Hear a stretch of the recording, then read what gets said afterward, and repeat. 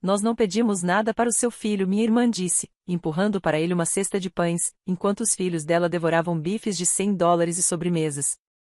Meu pai acrescentou, você devia ter trazido algo para ele. Eu apenas sorri e disse, anotado.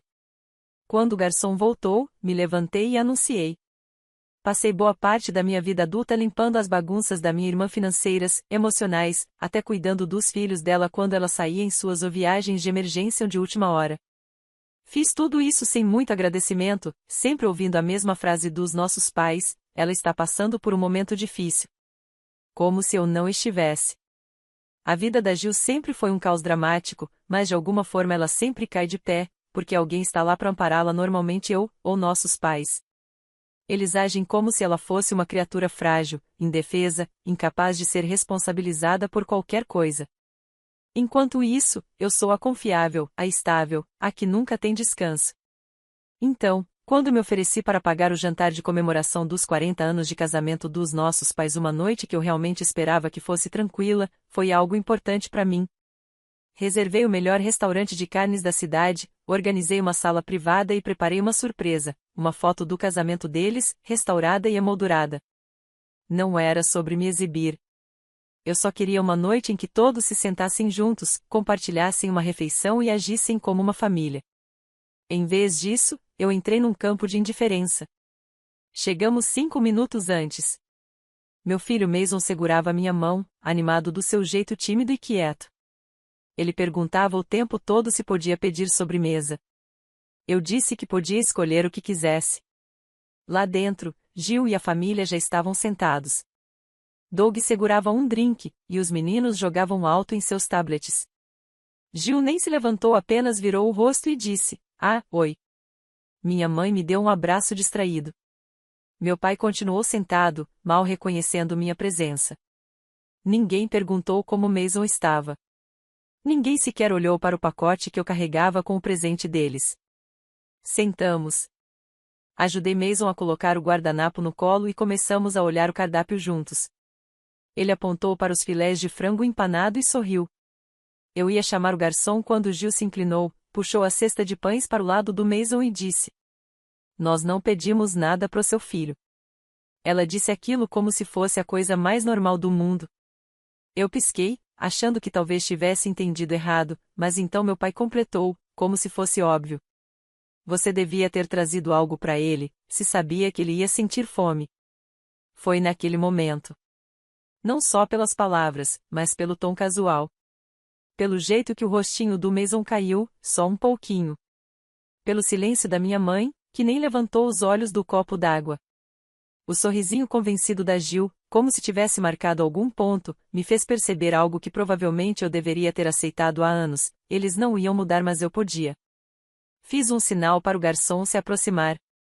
Quando ele chegou, me levantei e disse: Por favor, cancele qualquer pedido que ainda não tenha sido enviado à cozinha.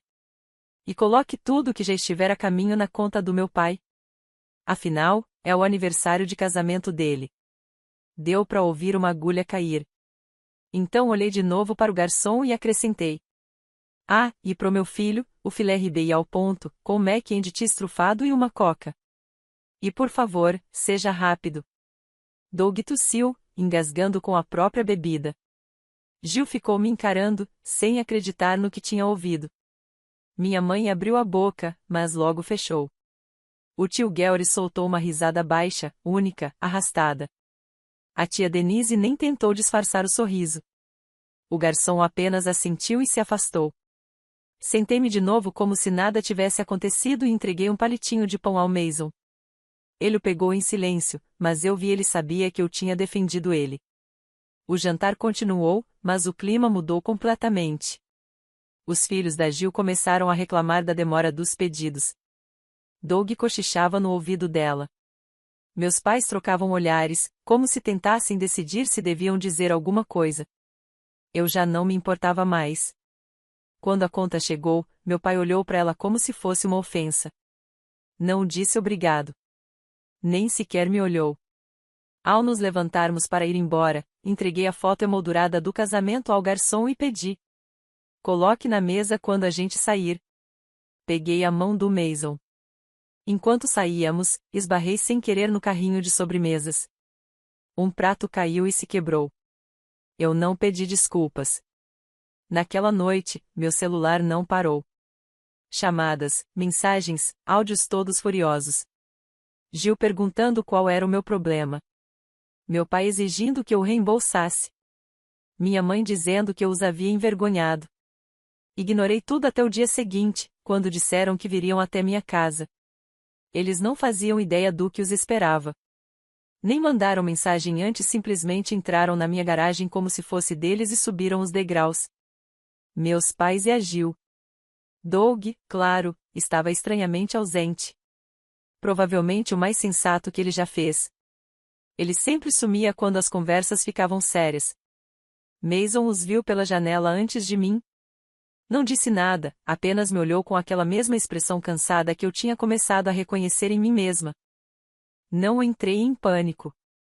Não tentei arrumar a casa nem disfarçar o clima. Peguei o telefone e liguei para o tio Gary. Eles estão aqui, eu disse. Chegamos em 10, ele respondeu.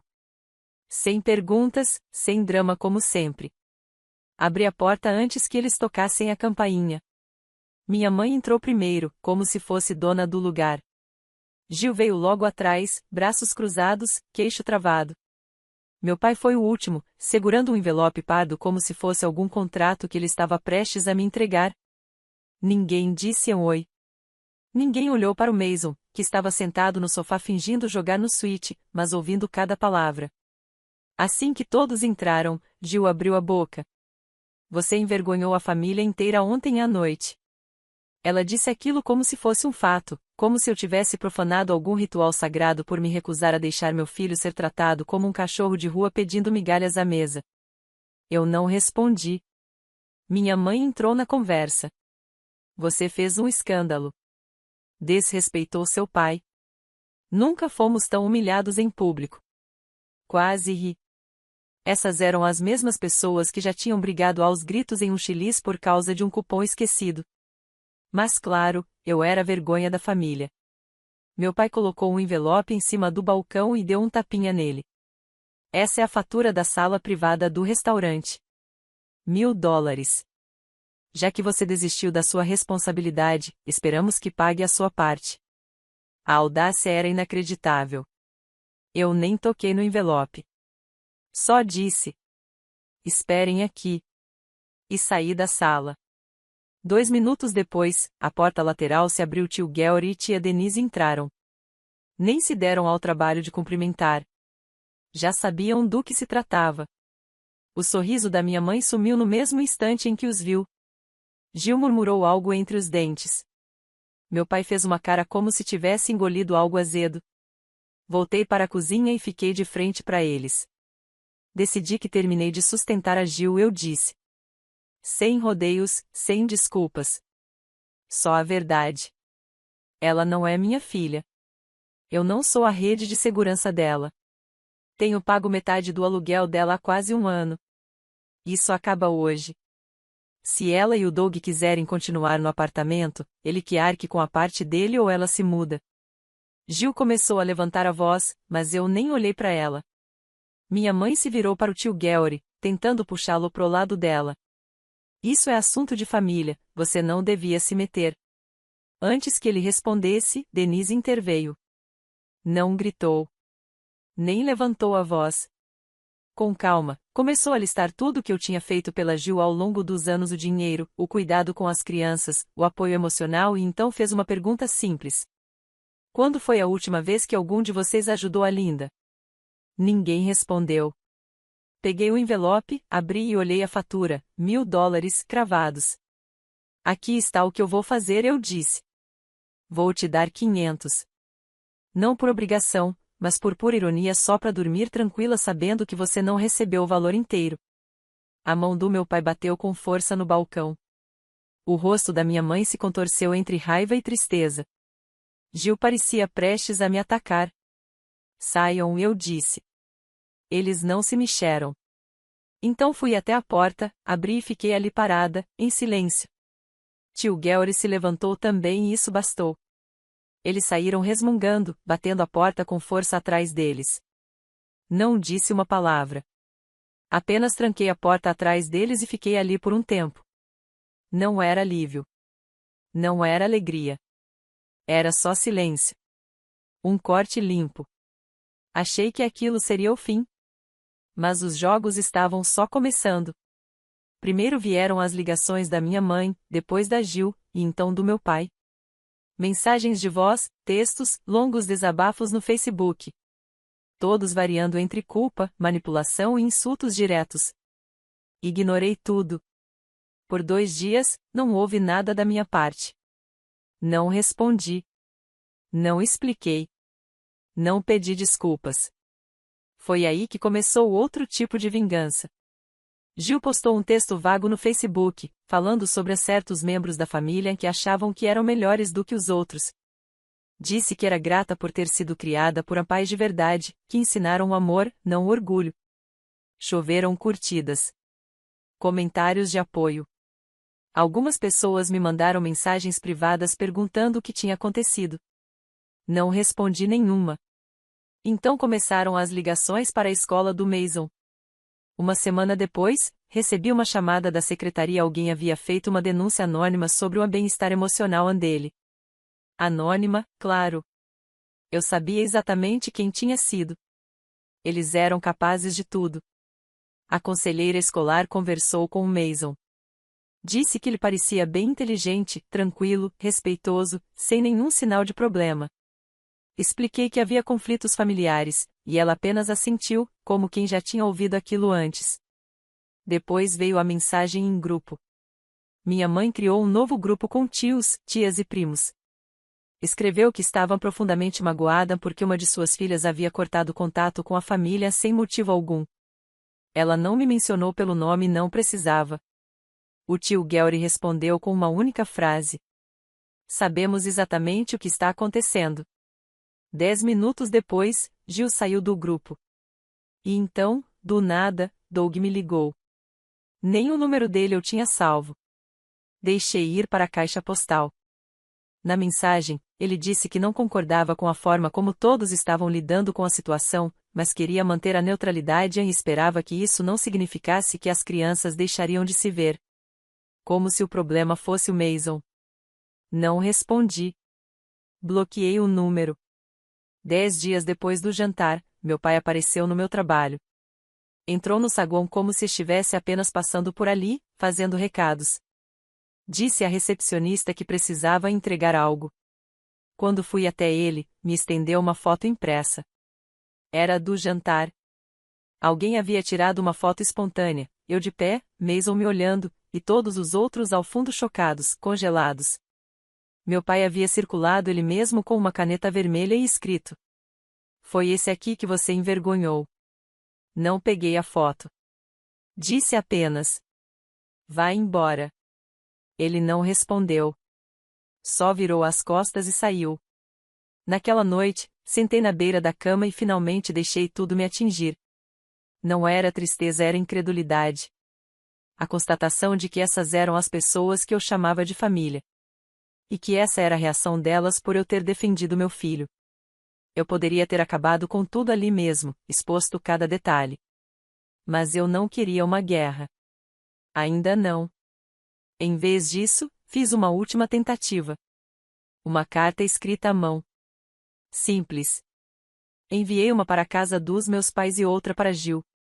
Escrevi apenas que eu queria paz. Na carta, escrevi que não estava interessada em prolongar o conflito, mas que também não aceitaria mais culpa, manipulação ou tentativas de me fazer sentir errada. Se eles quisessem seguir em frente, teria que ser de forma mútua, respeitosa e honesta. Nenhuma resposta. Passou uma semana. E então eu vi. Outra publicação, dessa vez, no perfil da minha mãe. Uma foto dela com a Gil e os filhos da Gil, todos sorrindo e se abraçando, com a legenda: "Família é tudo, mesmo quando alguns esquecem o que isso significa." Aquilo foi a gota d'água. Eu estava cansada de ser a quieta. Agora eu estava pronta para revidar. Mas não senti raiva ao ver a foto da minha mãe e da Gil sorrindo no Facebook. Senti algo pior, vazio. Era como assistir pessoas que eu achava conhecer fingindo ser uma família que nunca existiu. E aquela legenda família é tudo, mesmo quando alguns esquecem o que isso significa, foi o empurrão final que eu precisava.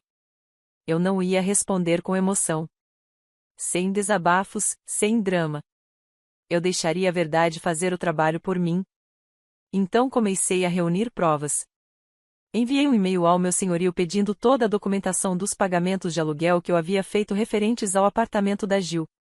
Ele respondeu em menos de 1 hora linha por linha, mês por mês. 7 meses de aluguel parcial. Total, $5.700. Imprimi tudo, destaquei os pagamentos com marca-texto, anexei um pequeno resumo e coloquei tudo no envelope pardo. Sem bilhete, sem mensagem, sem recado. Enviei para Gil. 12 minutos depois, recebi uma mensagem dela, um print do saldo do Venmo $34. E 4 palavras. Então me leva ao tribunal. Não respondi. Em vez disso, fiz uma postagem anônima em um grupo privado de mães do qual participo, Mães de Verdade, Histórias Reais. Perguntei. Você perdoaria sua irmã se ela pegasse dinheiro seu por 7 meses, mentisse e depois te humilhasse publicamente só porque você colocou um limite? As respostas foram avassaladoras. Centenas de comentários. A maioria indignada por mim. Algumas mulheres contaram histórias assustadoramente parecidas. Uma delas escreveu: tentei perdoar a minha. Ainda estou limpando a bagunça que ela deixou. Mas o que realmente me abalou veio mais tarde, naquela mesma noite. Uma mulher que eu não conhecia me mandou uma mensagem privada. Disse que já havia trabalhado com a Gil em uma agência de marketing digital. Contou que a Gil inventou uma denúncia falsa no RH para conseguir rebaixá-la depois de uma pequena discussão. Ela acabou sendo demitida 3 meses depois. No começo, eu não acreditei. Até que ela me enviou uma foto de uma festa Gil à beira da piscina, taça de vinho na mão, sorrindo com um vestido de grife. A data da foto era do mesmo fim de semana em que Gil me disse que estava completamente quebrada, porque Doug tinha sido levado às pressas para o hospital. Naquele dia, ela me pediu dinheiro e eu mandei $200. Não respondi à mulher, mas salvei tudo. No dia seguinte, encontrei algo que não via há anos. Enquanto eu organizava espaço na garagem, encontrei uma caixa antiga da minha infância. Dentro havia álbuns de fotos empoeirados, desenhos soltos de giz de cera e alguns cartões de aniversário que minha mãe tinha guardado. No fundo, havia um envelope que não pertencia àquela caixa. Era endereçado ao meu pai, escrito pela minha mãe. A data quase 22 anos atrás, uma semana depois que Gil nasceu. Era escrito à mão. Eu não deveria ter visto aquilo. Na carta, ela falava sobre como se sentia cansada depois do parto, sobre estar sobrecarregada, mas depois o tom mudou. Ela dizia que não queria outro filho, que já estava satisfeita com um só. Chamou minha chegada de a surpresa para a qual não estava preparada. E então veio a parte que me gelou o sangue. Não acho que algum dia vou criar vínculo com esse novo bebê. Sinto que estou fingindo. Estou cansada demais para tentar. Ela estava falando de mim? Fiquei sentada no chão por 1 hora, olhando para aquela carta. Pensando em todas as vezes que precisei conquistar o amor dela, implorar por atenção, viver à sombra do caos da minha irmã enquanto fingia que estava tudo bem. Não era coisa da minha cabeça. Sempre esteve ali, desde o começo. Naquela noite, depois que Mason dormiu, servi uma taça de vinho e abri o laptop. Escrevi um e-mail sem emoção, apenas fatos. Listei o dinheiro que paguei, as mensagens que recebi, as mentiras que Gil contou, as manipulações. E então anexei uma foto da última página da carta. Apenas um parágrafo. Não acho que algum dia vou criar vínculo com esse novo bebê. Sinto que estou fingindo. Estou cansada demais para tentar. Enviei. Sem assunto, sem assinatura, apenas a verdade. Depois bloqueei todos. Todos os números, todos os e-mails, todas as contas. Não fiz isso por vingança. Fiz por paz. Mas paz nunca foi o objetivo deles. E em menos de 48 horas, encontraram uma nova forma de vir atrás de mim, uma que eu não vi chegando. A batida na porta nem pareceu um aviso. Era 2h40 da tarde. Eu tinha acabado de terminar uma reunião de trabalho e estava no meio da dobra das roupas do Mason. Pensei que fosse a Amazon, ou talvez algum vizinho entregando uma correspondência trocada. Não era. Eram duas mulheres à paisana, mostrando distintivos. Serviço de proteção à criança, disse uma delas.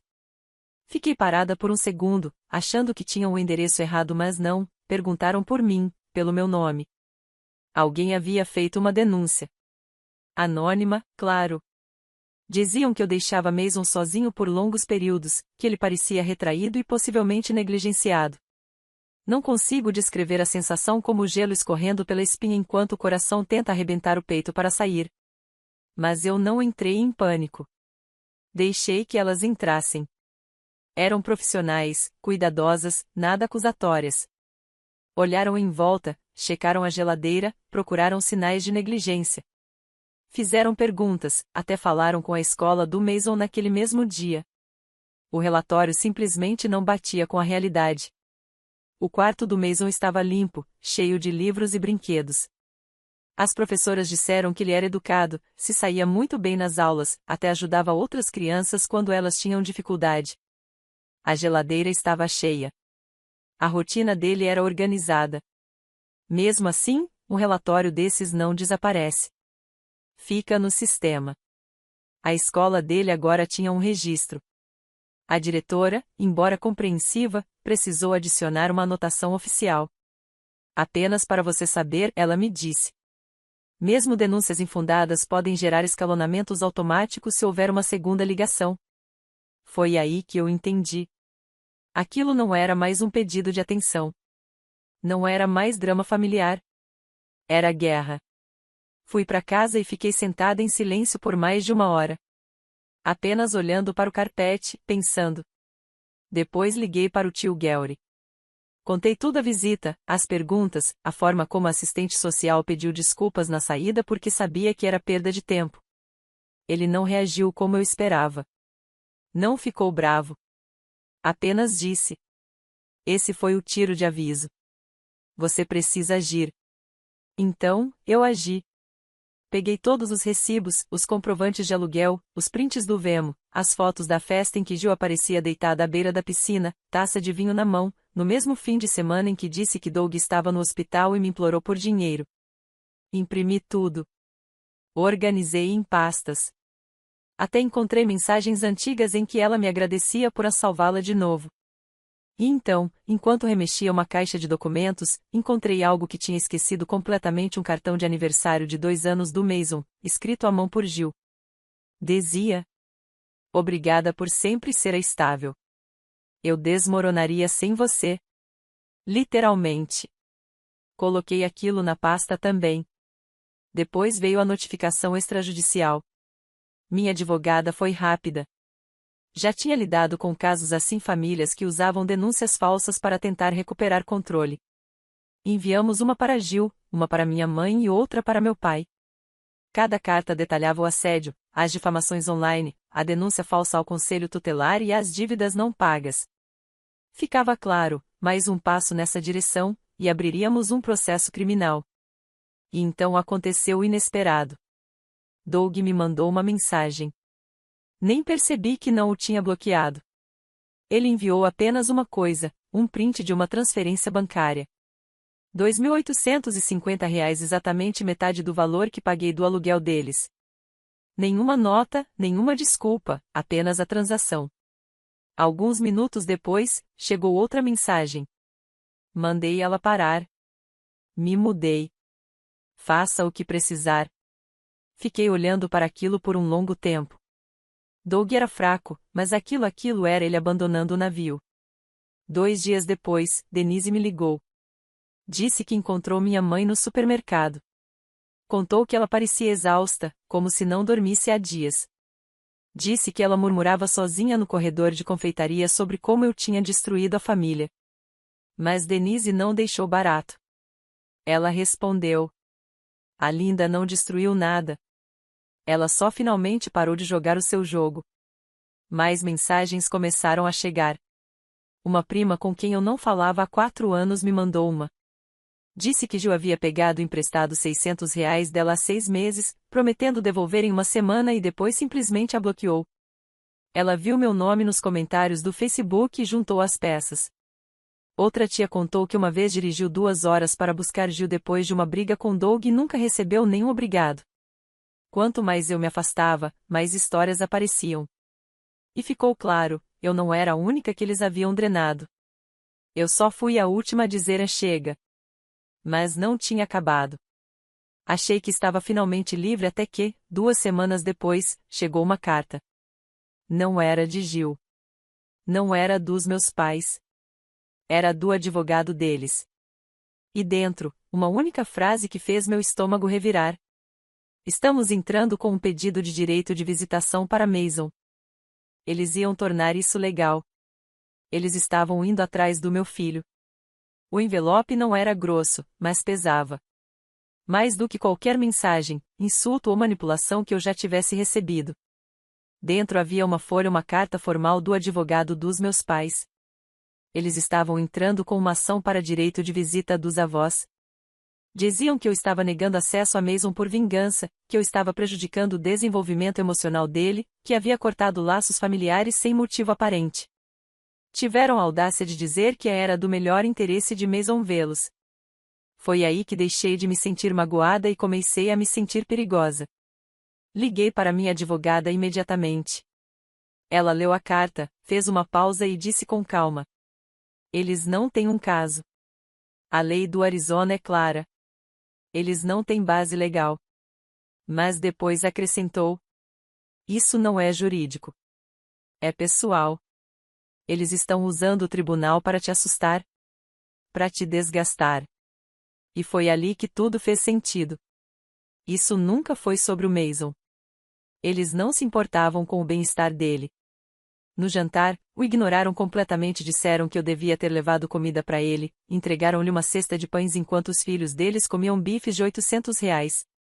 Não era sobre amor. Era sobre controle.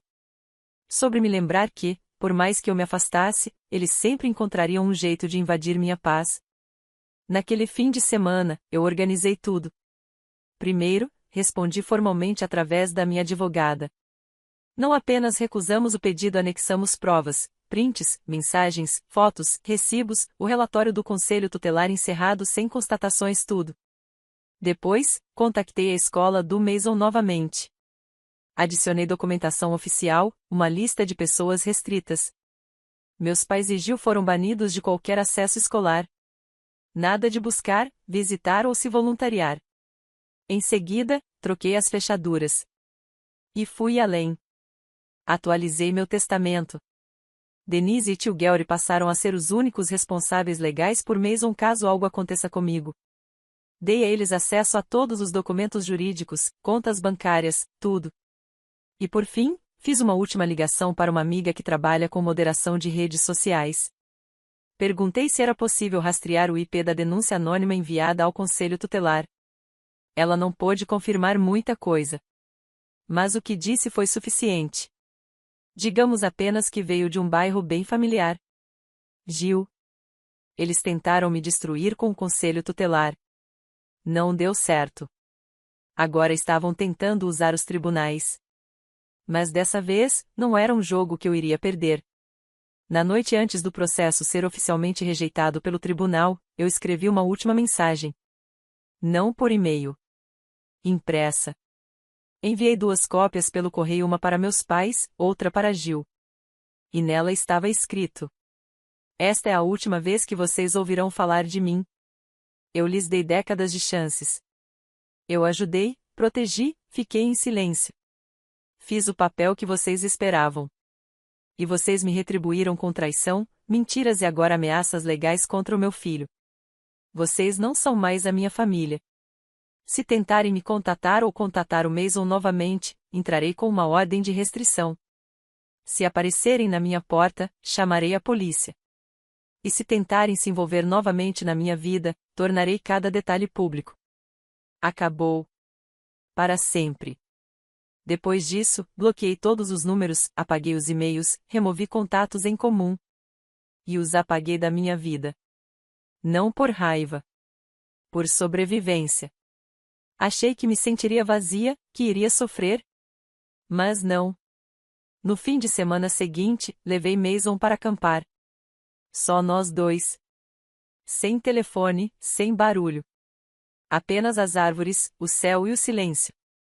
Ele tostou um marshmallow, sorriu e disse: "Você parece mais feliz, mamãe." E ele estava certo. Eu estava. Nós estávamos. Finalmente seguros, finalmente livres. E, não importava o que viesse depois. Eu sabia de uma coisa com absoluta certeza. Dedo indicador apontando para a direita nunca mais voltaria atrás.